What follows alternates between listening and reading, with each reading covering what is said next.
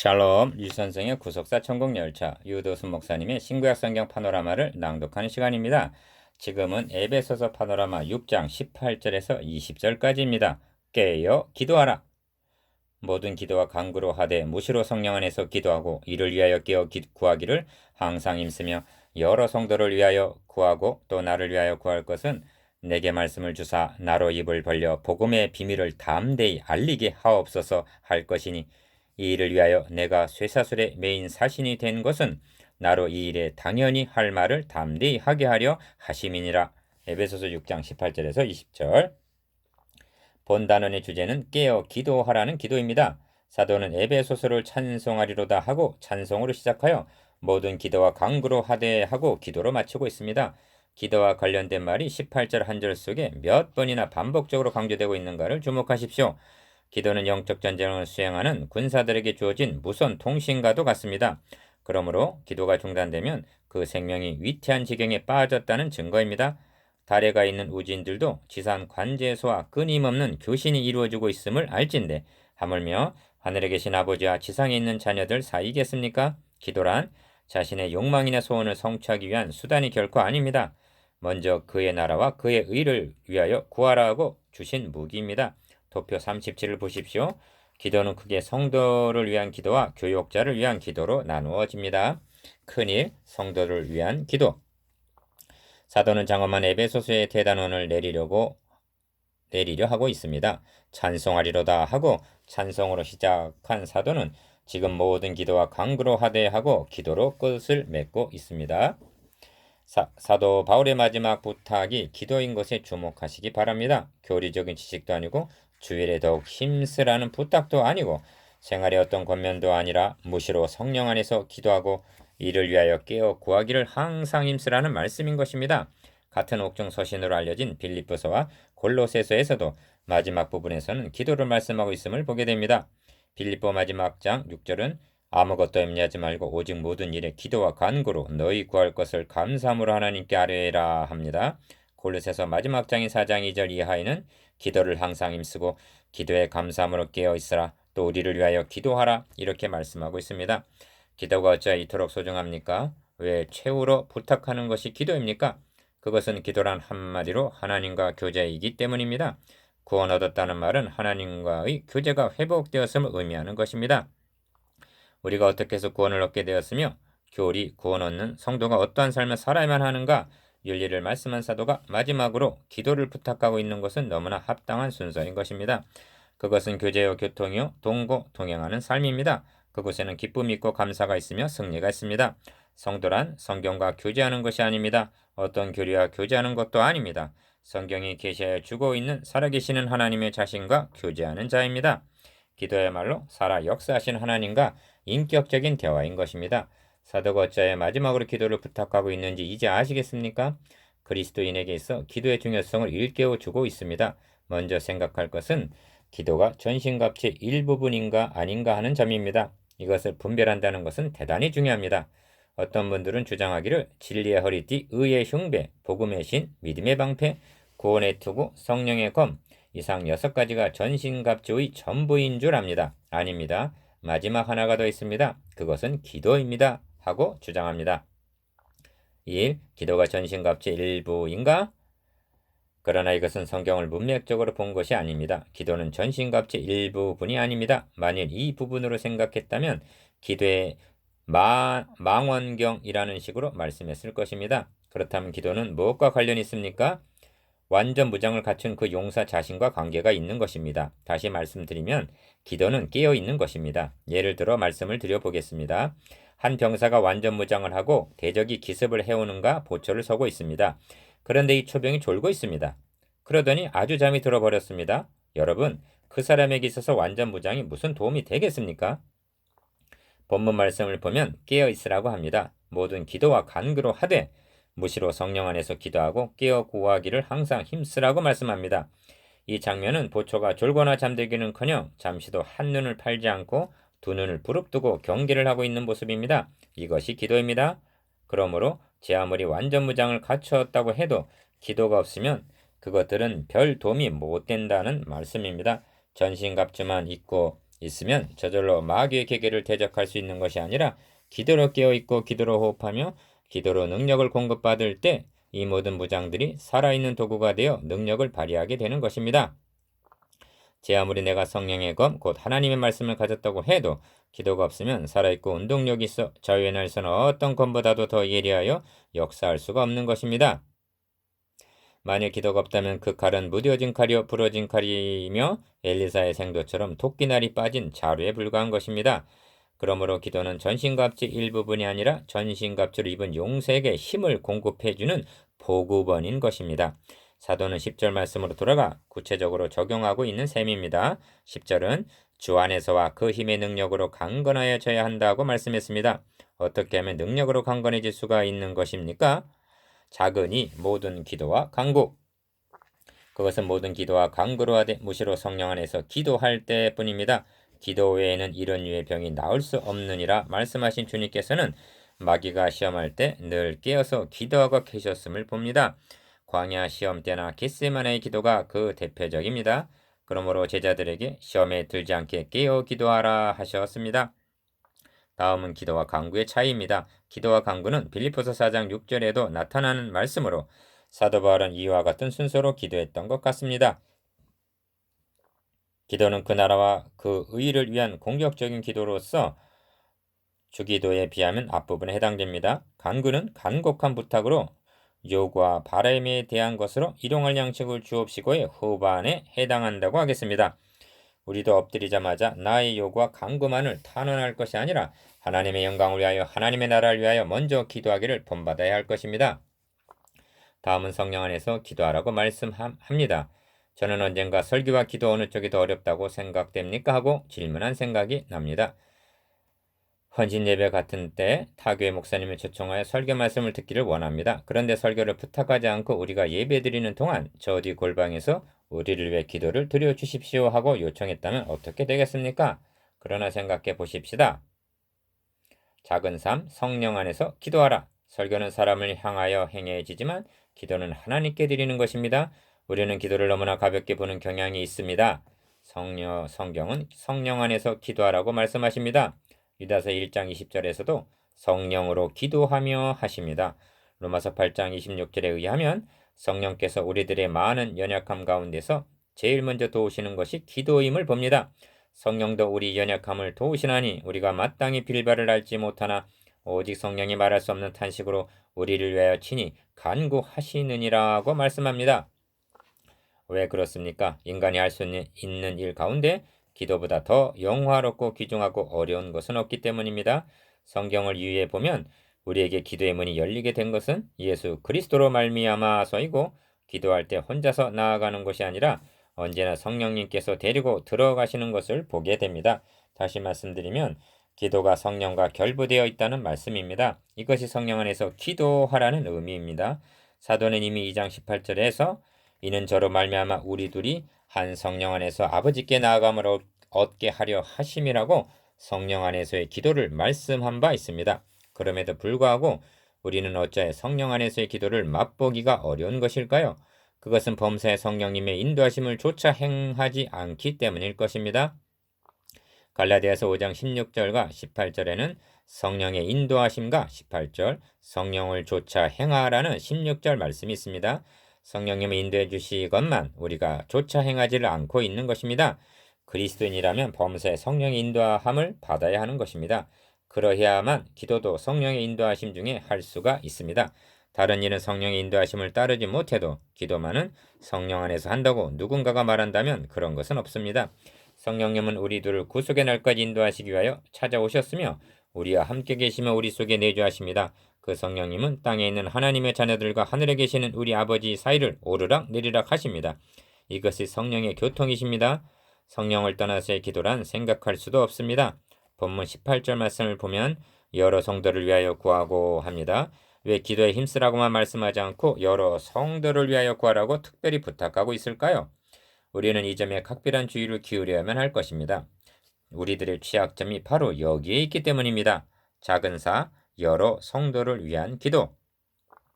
기도에 대한 말씀이 무슨 말씀 다음에 나옵니까?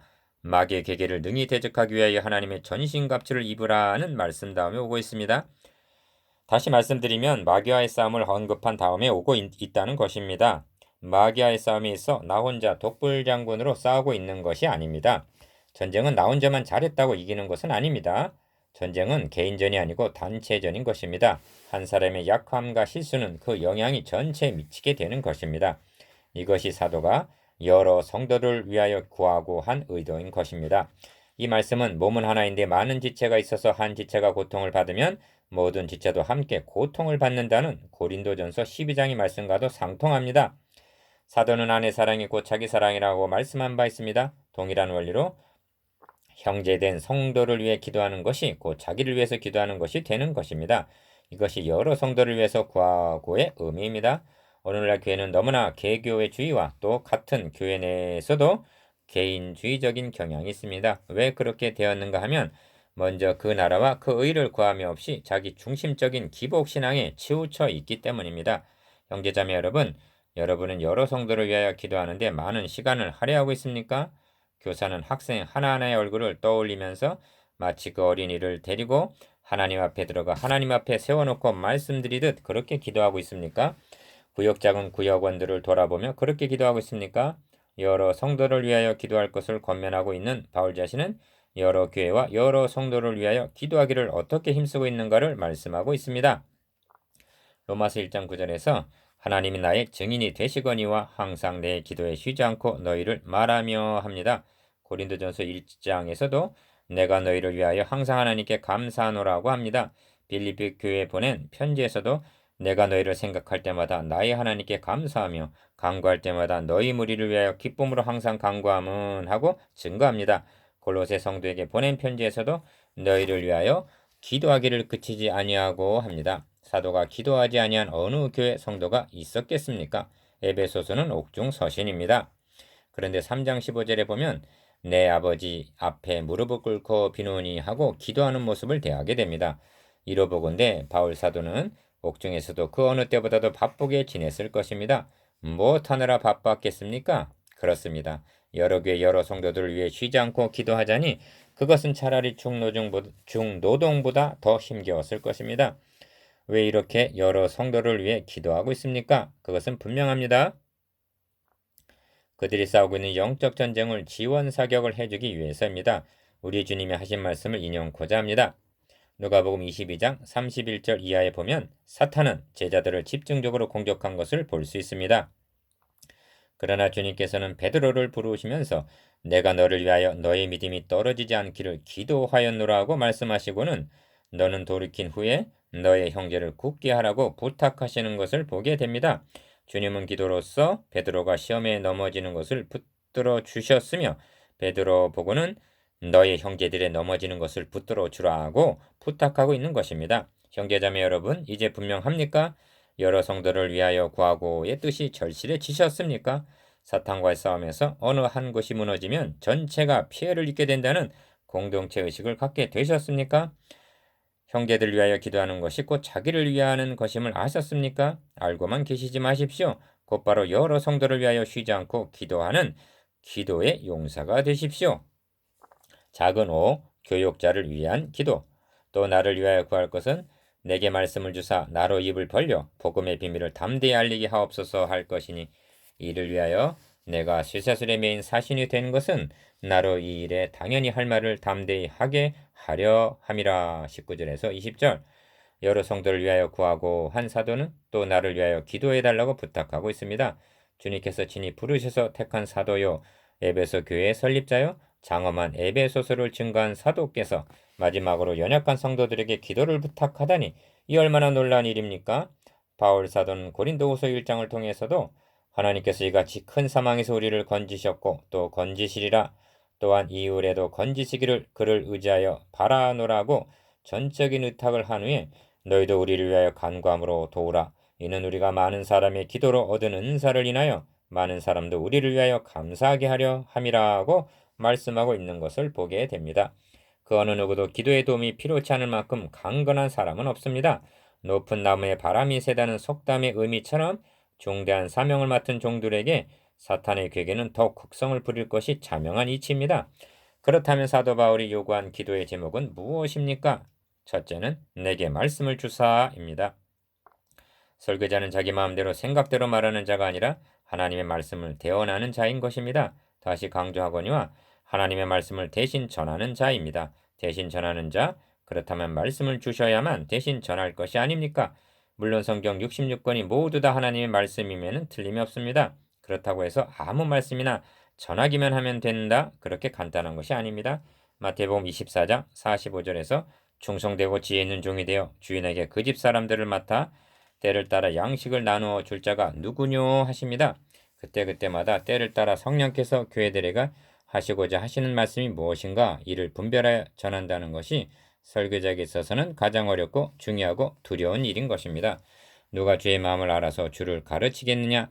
그러나 우리가 그리스도 예수의 마음을 가졌느니라. 얼마나 부러운 말씀입니까? 오직 하나님이 성령으로 이것을 우리에게 보이셨으니 성령은 모든 것 곧 하나님의 깊은 것이라도 통달하시느니라. 얼마나 그리운 말씀입니까? 어떠한 경우에는 토요일이 되어도 말씀이 주어지지 아니하여서 애를 태운 경험이 설교자라면 누구에게나 있을 것입니다. 하나님의 말씀을 기대하는 성도들은 목회자들에게 하나님께서 말씀 주시기를 기도해야 마땅합니다.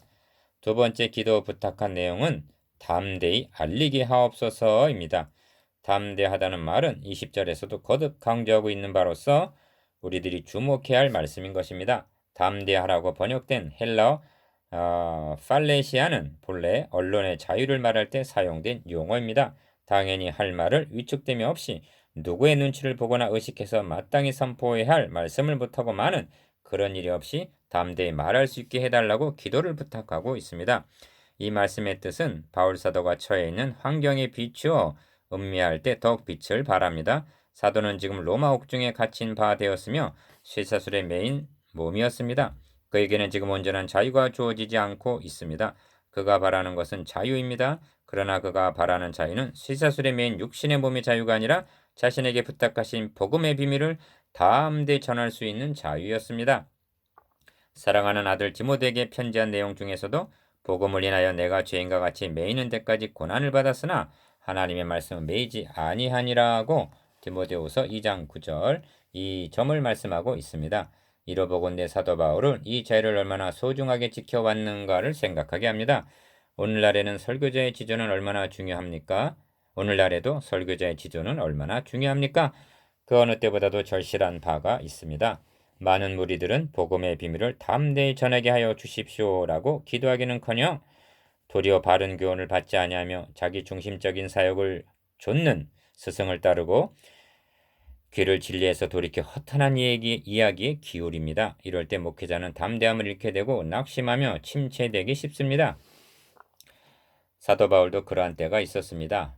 내가 너희 가운데 거할 때 약하며 두려워하며 심히 떨었노라고 고백합니다. 고린도전서 2장 3절 또 나를 위하여 구할 것은 그렇습니다. 말씀의 사역자들 하여금 말씀을 혼잡하거나 굽힘없이 담대히 전하게 해 주십시오 하고 온 성도가 밀어주는 기도가 절실히 요청되는 때는 이때인 것입니다. 불법이 성하고 많은 사람의 사랑이 식어지며 거짓 선지자가 여기저기 나타나서 택한 자라도 미혹하려 한다 해도 주의 종은 말씀과 담대함 이 두 가지를 굳게 지켜야 하는 것입니다. 수단 사람과 같이 하나님의 말씀을 혼잡되이 하지 않고 순전함으로 하나님께 받은 것 같이 순수한 그대로 지켜야만 하고 고린도후서 2장 17절 이제 내가 사람들에게 좋게 하랴 하나님께 좋게 하랴 사람들에게 기쁨을 구하랴 내가 지금까지 사람의 기쁨을 구하는 것이었다면 그리스도의 종이 아니라 한 갈라디아서 1장 10절 이 담대함을 굳게 지켜 나가야만 하겠습니다. 주의 종마저 말씀을 혼잡되이 하고 담대함을 잃게 되면 그 시대는 소망이 없습니다. 암흑의 시대인 것입니다. 기독교 2000년사에 그러한 때가 종종 있었습니다. 이 벅찬 사명은 목회자 홀로 감당할 수 있는 것이 아닙니다. 성도들의 기도로 지켜 나가야만 하는 것입니다. 사도는 이 일을 위하여 쇠사슬의 메인 사신이 되었다고 말합니다. 작은 육 그리스도의 대사 참으로 감격스럽고 멋있는 말입니다. 로마는 당시 세계 중심이었습니다. 로마에는 세계 각국에서 파송된 사신들이 모여들어 각기 제 나라를 대표하고 있었습니다. 사도 바울은 이렇게 말하고 있는 것입니다. 나는 하나님의 나라에서 파송된 사신이다. 바울은 로마에 가서 복음 전하기를 갈망했습니다. 그의 소원은 이루어졌습니다. 그러나 기이하게도 그는 쇠사슬의 메인 사신이 되어 가게 된 것입니다. 저는 삼가 이런 말씀을 듣습니다. 이놈들아, 내가 누군 줄 아느냐? 나는 하나님의 나라에서 파송된 사신이다. 그 사신은 분명 하나님의 메시지를 바로 전달할 것입니다. 그 누구를 두려워함 없이 담대히 말입니다. 저도 그러하기를 원합니다. 묵상해 봅시다. 1. 기도와 간구란 무엇입니까? 2. 성령 안에서 기도한다는 것은 무엇을 의미합니까? 3.